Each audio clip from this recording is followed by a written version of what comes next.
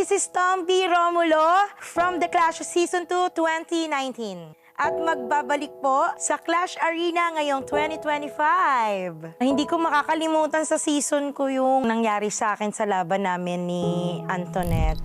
Kasi nga, hindi ko daw natapos yung kanta, pumiyok daw ako. Ang dami kong basher, bakit daw yun daw yung kinanta ko, hindi ko naman daw abot. Hi Clash Nation! Nandito naman tayo ngayon sa Imus Cavite para sunduin ang nag-iisang Tomby Romulo. Hello po! Sabi niya, gusto mo ba mag-clashback?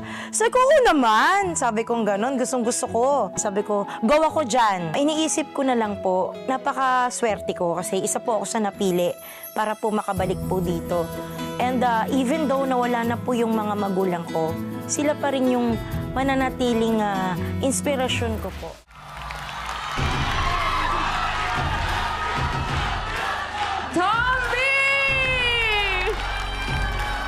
Grabe ang pa-welcome back sa'yo ng ating mga studio audience. Well-received ang iyong performance. At pakinggan natin ang ating Clash panel. Ito, tawang-tawa ako kasi diba yun dati. Nagkanda piyok-piyok. Alam mo ba kaya natawang-tawa ako ngayon dyan?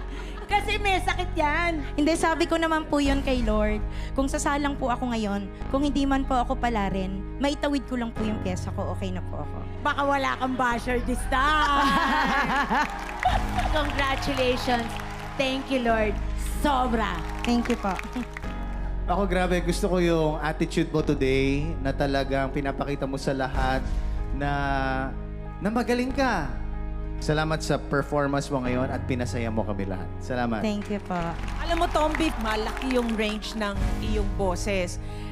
Pero for today, nakaka-impress ka pa rin. Alam mo, nakakatuwa ka pa rin dahil bukod sa husay nung pagkanta mo, merong kaakibat na nakakatuwa na personality mo. I think that you really gave us a very impressive performance this evening. Thank you very much. Ang inyong desisyon. Okay, ako muna. Ang boto ko ay mapupunta kay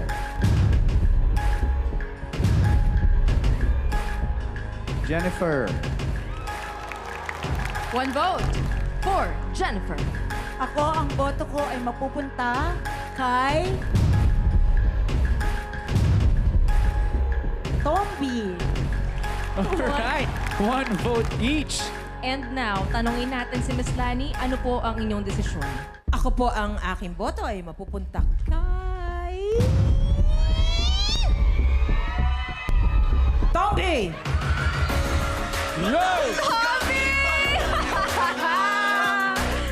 Congratulations! Pasok ka na ulit sa Top of the Clash!